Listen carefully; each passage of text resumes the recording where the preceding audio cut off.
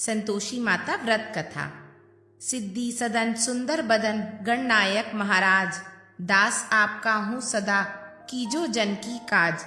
जय शिव शंकर गंगाधर, जय जय उमा भवानी, सिया राम की जी कृपा, हरि राधा कल्याणी। जय सरस्वती जय लक्ष्मी, जय जय गुरु दयाल, देव विप्र सो संत जय, भारत देश विशाल। चरण कमल गुरुजन के नमन करूं मैं शीश, मोघर सुख संपत्ति भरो देकर शुभ आशीष। संतोषी माता व्रत की विधि। संतोषी माता के पिता गणेश, माता रिद्धि सिद्धि, धन्य धान्य सोना चांदी मोती मूंगा रत्नों से भरा परिवार। गणपति पिता की दुलार भरी गणपति देव की कमाई से दरिद्रता दूर, कलह का नाश, सुख शांति का प्रकाश। बालकों की फुलवारी, धंधे में मुनाफा की भरी कमाई, मन की कामना पूर्ण, शोक विपत्ति चिंता सब चूर्ण।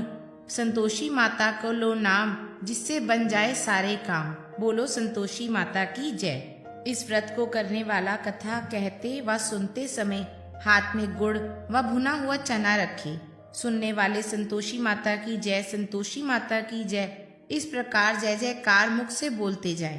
कथा समाप्त होने पर हाथ का गुड़ चना गौ माता को खिलाएं। कलश पर रखा हुआ गुड़ चना सबको प्रसाद में बांट दें। कथा से पहले कलश को जल से भरें, उसके ऊपर गुड़ चने से भरा कटोरी रखें। कथा समाप्त होने और आरती होने के बाद कलश के जल को घर में सब जगह छिड़की और बचा हुआ जल तुलसी की क्यारी में डाल दें। 1.25 रुपए का गुड़ चना लेकर माता का व्रत करें। 1.25 आने का गुड़ लें ताकि कोई विपत्ति नहीं आए। गुड़ घर में ही हो तो ले लें, विचार ना करें, क्योंकि माता भावना की भूखी है। कम ज्यादा का कोई विचार नहीं, इसलिए जितना अर्पण करें श्रद्धा और प्रेम तथा प्रसन्न मन से व्रत करना चाहिए। व्रत के उद्यापन में 2.5 सेर खाजा, पूरी, खीर, चने का साग, नैवेद्य रखें, घी का दीपक जलावें, संतोषी माता की जय जयकार बोल के नारियल फोड़ें। इस दिन खटाई ना खाएं और ना ही घर में किसी को खाने दें। इस दिन 8 लड़कों को भोजन करावें। देवर, जेठ, घर कुटुंब में लड़के मिलते हो और दूसरों को भी बुलावें। कुटुंब में ना मिले तो ब्राह्मण के, रिश्तेदारों के या पड़ोसियों के लड़के बुलाएं। उन्हें भी खट्टी चीजें ना खिलाएं और ना ही खट्टी वस्तुएं दें। भोजन कराकर यथाशक्ति दक्षिणा दे। नगद पैसे ना देकर कोई वस्तु दक्षिणा में दे। व्रत करने वाला कथा सुन प्रसाद ले एक समय भोजन करे। इस तरह से माता अत्यंत खुश होगी और दुख दरिद्रता दूर कर मनोकामना पूर्ण करेगी। संतोषी माता व्रत कथा। एक बुढ़िया थी, उसके 7 पुत्र थे। 6 कमाने वाले थे और 1 निकम्मा था। बुढ़िया माँ 6 पुत्रों की रसोई बनाती, भोजन कराती और बाद में जो कुछ बचता 7वें को दे देती थी। परंतु वह बड़ा भोला भाला था, मन में कुछ विचार नहीं करता था। एक दिन अपनी पत्नी से बोला, देखो मेरी माँ मुझे कितना प्यार करती है। वह बोली, क्यों नहीं, सबका झूठ बचा तुमको खिलाती है। वह बोला, भला ऐसे भी कभी हो सकता है? जब तक मैं अपनी आंखों से ना देख लूं तब तक नहीं मानूंगा। उसकी पत्नी हंसकर बोली, तुम देख लोगे तब भी नहीं मानोगे। कुछ दिन बाद बड़ा त्योहार आया। घर में 7 प्रकार के भोजन और चूरमे के लड्डू बने। वह जांचने के लिए सिर दर्द का बहाना करके सिर कपड़ा ओढ़कर रसोई घर में सो गया। कपड़े में से सब कुछ देखता रहा। 6 भाई भोजन करने आए।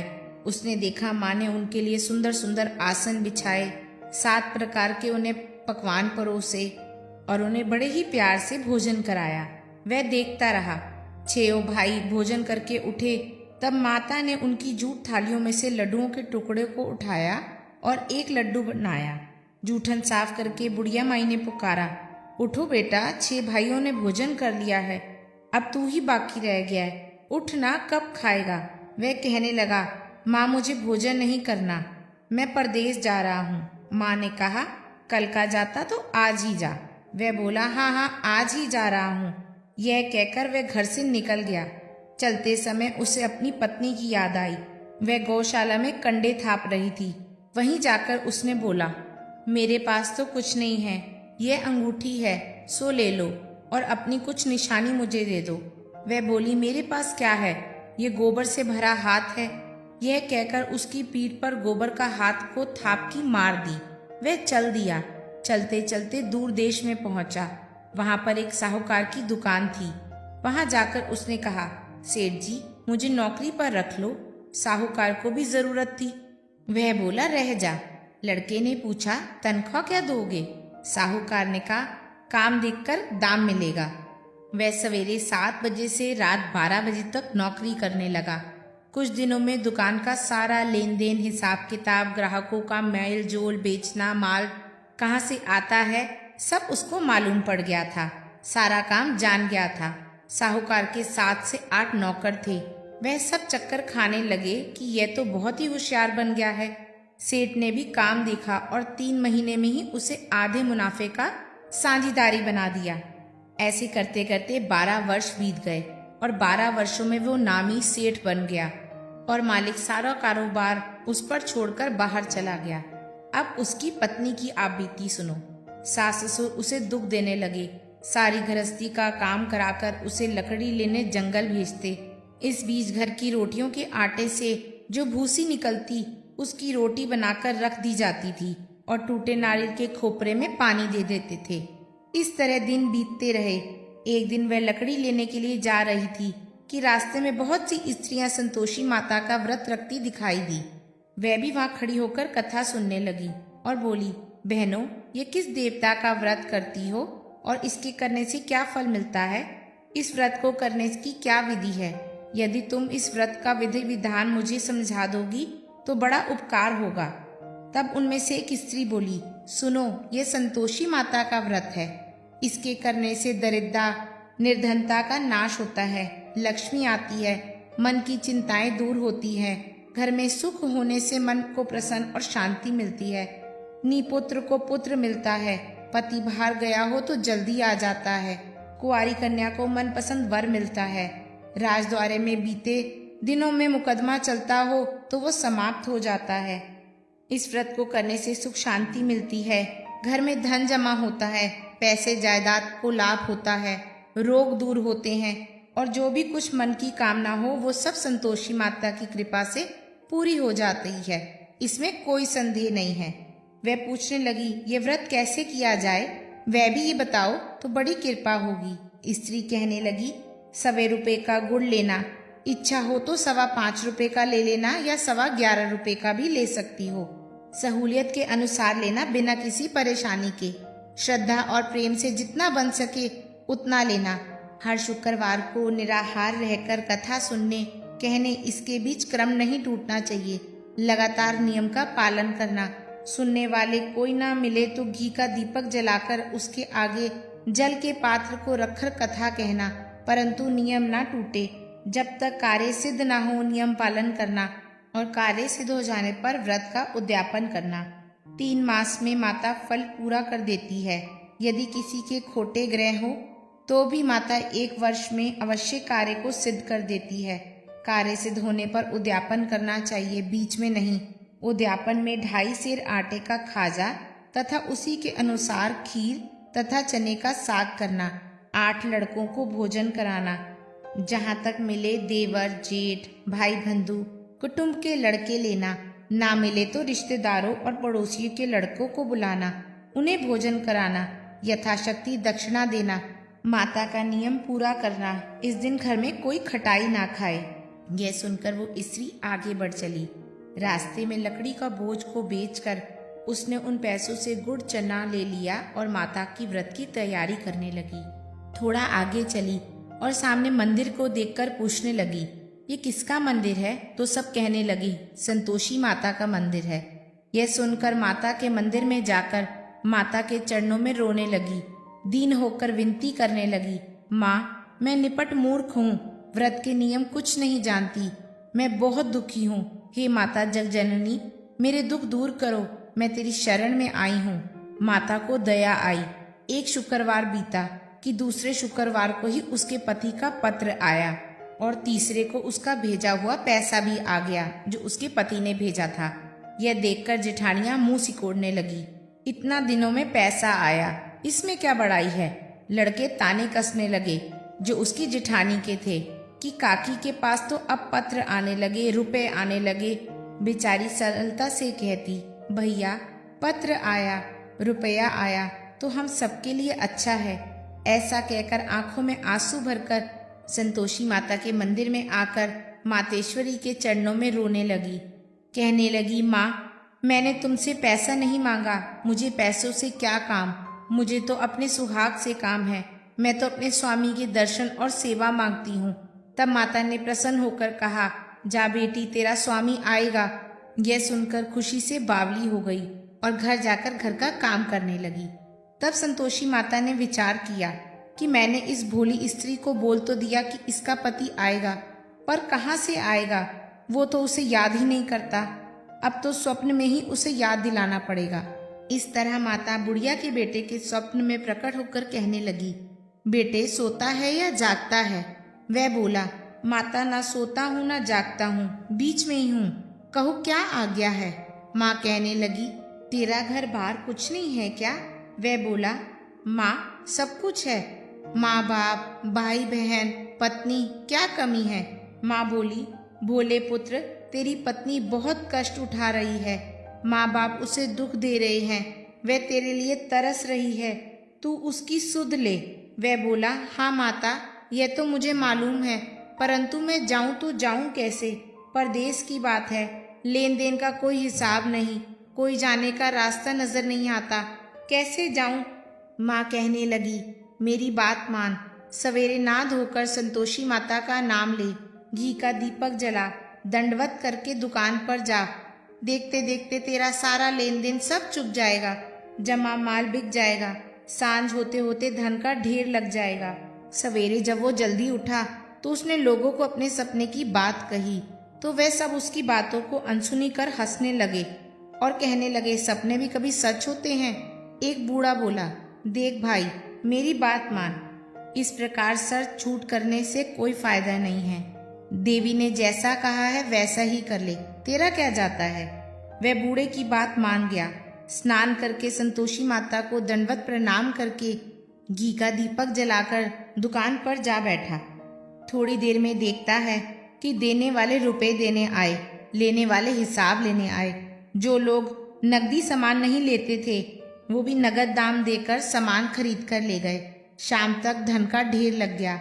माता का चमत्कार देखकर प्रसन्न होकर मन ही मन माता का नाम लेने लगा। अब घर जाने के लिए तैयार हो गया। घर जाने के लिए गहने कपड़े खरीदने लगा और वहां का काम निपटाकर घर के लिए रवाना हुआ। इधर बेचारी उसकी पत्नी जंगल में लकड़ियां लेने जाती, लौटते वक्त माँ के मंदिर पर विश्राम करती थी। वह तो रोज उसका रोजाना रुकने का स्थान था। दूर से धूल उड़ती देखकर वह माता से पूछने लगी, हे माता ये धूल कैसी उड़ रही है? माँ कहती है, हे पुत्री तेरा पति आ रहा है, अब तू ऐसा कर लकड़ियों के 3 बोझ बना दे, एक नदी किनारे रख, दूसरे मेरे मंदिर पर और तीसरा अपने सिर पर रख। तेरे पति को लकड़ी का गट्ठा देखकर मोह पैदा होगा, वह वहां रुकेगा, नाश्ता पानी बनाकर खाएगा, फिर अपनी माँ से मिलने जाएगा। तब तू लकड़ियों का बोझ उठाकर घर जाना और बीच चौक में गड्ढा डालकर 3 आवाजें जोर से लगाना, लो सासू जी लकड़ियों का गट्ठा लो, भूसे की रोटी दो और नारियल के खोपरे में पानी दो, आज कौन सा मेहमान आया है। संतोषी माता ने ये बात उस स्त्री को समझाई और वो बोली, अच्छा माता मैं ऐसे ही करूंगी। ऐसा कहकर वो प्रसन्न होकर लकड़ियों के 3 गट्ठे ले आई। एक नदी के तट पर रखा, एक माता के मंदिर में रखा। इतने में ही एक मुसाफिर आ पहुंचा जो उसका पति था। सूखी लकड़ियों को देखकर उसके मन में इच्छा हुई कि यहीं विश्राम कर लूं। उसने मंदिर में ही आकर विश्राम किया, वहां पर सूखी लकड़ियों पर भोजन बनाया और आगे का रास्ता तय किया। इस प्रकार भोजन बनाकर खाकर विश्राम कर कर वह गांव की ओर चल दिया। गांव पहुंचकर वह बड़े प्रेम से सबसे मिला। उसी समय उसकी पत्नी सिर पर लकड़ी का गट्ठा लिए आती है। लकड़ी का भारी बोझ आंगन में डालकर जोर से 3 आवाज देती है, लो सासू जी लकड़ी का गट्ठा लो, भूसे की रोटी दो, नारियल के खोपरे में पानी दो, आज कौन सा मेहमान आया है। यह सुनकर सास बाहर आ गई। अपने दिए हुए कष्टों को भुलाने हेतु कहती है, बहू, ऐसा क्यों कहती हो? तेरा पति ही तो आया है। आ बैठ, मीठी भात खा, भोजन कर, कपड़े गहने पहन। इतने में आवाज सुनकर उसका पति बाहर आ जाता है और उसके हाथ में अंगूठी देखकर व्याकुल हो जाता है। माँ से पूछता है, माँ ये कौन है? माँ कहती है, बेटा तेरी ही बीवी है। आज 12 वर्ष हो गए। तू जब से गया है तब से ये गांव में जानवरों की तरह भटकती फिरती है। काम काज घर का कुछ नहीं करती है। 4 समय का आकर भोजन कर जाती है। अब तुझे देखकर भूसे की रोटी और नारियल के खोपरे में पानी मांगती है। वह लज्जित होकर बोला, ठीक है माँ, मैंने इसे भी देखा है और तुम्हें भी देखा है। अब मुझे दूसरे घर की चाबी दे दो, मैं उसमें रहूंगा।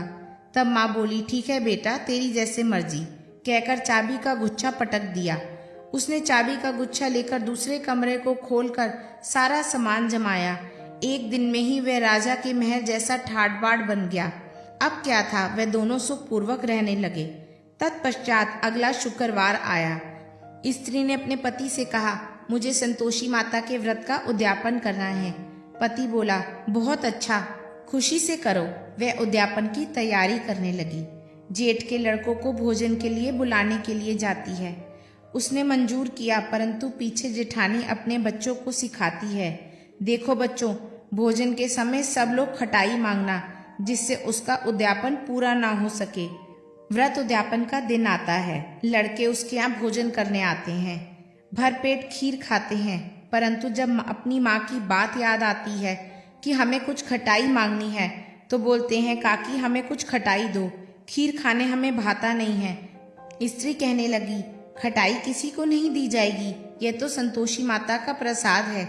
लड़के तुरंत उठ खड़े हुए और बोले, अब हमें और नहीं खाना, आप पैसे लाओ। स्त्री बड़ी भोली थी, कुछ जानती नहीं थी, सो उनको पैसे दे दिए। लड़के उसी समय बाजार जाकर इमली लाकर खाने लगे। यह देखकर संतोषी माता उस स्त्री से नाराज हो गई। राजा के दूत उसके पति को पकड़कर ले गए। जेठ जेठानी मनमाने खोटे वचन कहने लगे। उसकी जेठानी कहने लगी, लूट लूट कर धन इकट्ठा कर लाया था, सो राजा के दूत पकड़कर ले गए। अब तो मालूम पड़ जाएगा जब जेल की हवा खाएगा। उसकी स्त्री से ये वचन सहन नहीं हुए और वो रोती रोती संतोषी माता के मंदिर चली गई। वहां जाकर बोली, हे माता, तुमने ये क्या कर दिया? हंसाकर अब क्यों रुलाने लगी? माता बोली, पुत्री, तूने उद्यापन में मेरा व्रत भंग किया है। इतनी जल्दी सब बातें भुला दी। वह कहने लगी, माता, भूली तो नहीं हूँ, ना कुछ अपराध किया है। मुझे तो लड़कों ने भूल में डाल दिया, मैंने भूल से उन्हें पैसे दे दिए, मुझे क्षमा कर दो माँ। माँ बोली, ऐसे भी कहीं भूल होती है? वह बोली, माँ मुझे माफ कर दो, मैं तुम्हारा फिर उद्यापन करूंगी। माँ बोली, अब भूल मत करना। वह बोली, अब ना होगी। माँ अब बताओ वह कैसे आएंगे? माँ बोली, जा पुत्री, तेरा पति तुझे रास्ते में आता मिलेगा। वह स्त्री अपने घर को चल दी। रास्ते में उसको पति आता मिला। उसने पूछा, तुम कहाँ गए थे? तब वह कहने लगा, इतना धन कमाया है, उसका टैक्स राजा ने मांगा था, वह भरने गया था। वह प्रसन्न होकर बोली, भला हुआ, अब घर चलो। कुछ दिन बाद फिर शुक्रवार आया। वह बोली, मुझे माता का उद्यापन करना है। पति ने कहा, करो। वह फिर से जेठ के लड़कों को भोजन के लिए कहने गई। जेठानी ने फिर 2-3 बातें अपने बच्चों को सिखाई कि तुम वहां पर खीर मत खाना, खटाई ही मांगना। लड़के जब भोजन करने आए तो कहने लगे, हमें खीर नहीं खानी, हमें भाती नहीं है, जी बिगड़ता है, कुछ खटाई खाने को दो। वह बोली, खटाई खाने को नहीं मिलेगी, खाना है तो खीर ही खाओ। वह लड़के बोले, हमें नहीं खाना, और वो चले जाते हैं। वह ब्राह्मणों के लड़कों को बुलाकर लाती है और उन्हें बड़े ही प्रेम से भोजन कराती है। यथाशक्ति दक्षिणा की जगह एक एक फल उन्हें देती है। इससे संतोषी माता प्रसन्न होती है। माता की कृपा से उसे 9वें मास में उसको चंद्रमा के समान सुंदर पुत्र प्राप्त होता है। पुत्र को लेकर प्रतिदिन माता जी के मंदिर में जाने लगती है। माँ ने सोचा कि ये रोज आती है, क्यों ना आज मैं इसके घर चलूं, इसका आसरा देखूं तो सही। यह विचार कर माता एक भयानक रूप बनाती है। गुड़ और चने से सना मुख, ऊपर से सूंड के समान होठ, उस पर मक्खियां भिनभिना रही होती हैं। दहलीज में पांव रखते ही उसकी सास चिल्लाती है, देख रे, कोई चुड़ैल डायन चली आ रही है। लड़के उसे भगाने लगते हैं, नहीं तो किसी को खा जाएगी। लड़के डरने लगे और चिल्ला चिल्लाकर खिड़कियां बंद करने लगे। वह स्त्री रोशनदान से देख लेती है, प्रसन्नता से पागल होकर चिल्लाने लगती है, आज मेरी माता मेरे घर आई है। उसका बच्चा दूध पी रहा होता है, वह अपने बच्चे को दूध से हटाती है। इसमें सास बहुत क्रोध से बोलती है कि ये कौन सी तेरी माँ है, कहाँ से इसमें माँ का प्रताप नजर आ रहा है। वह बोलती है, माँ जी मैं इन्हीं का व्रत करती हूँ, ये वही संतोषी माता है। माता अपने प्रकट रूप में आ जाती है। इतना कहकर झट से सारे किवाड़ खोल देते हैं। सबने माता के चरण पकड़ लिए और विनती करके कहने लगे, हे माता हम मूर्ख हैं, हम अज्ञानी हैं, पापी हैं, आपके व्रत की विधि हम नहीं जानते। आपका व्रत भंग कर हमने बहुत बड़ा अपराध किया है। हे माता आप हमारा अपराध क्षमा कर दो। इस प्रकार माता बहुत प्रसन्न होती है। माता ने जैसे उस स्त्री को फल दिया वैसे सबको देना, जो पड़े उसका मनोरथ पूर्ण करना। बोलो संतोषी माता की जय। माता रानी की कृपा आप सब पर बनी रहे।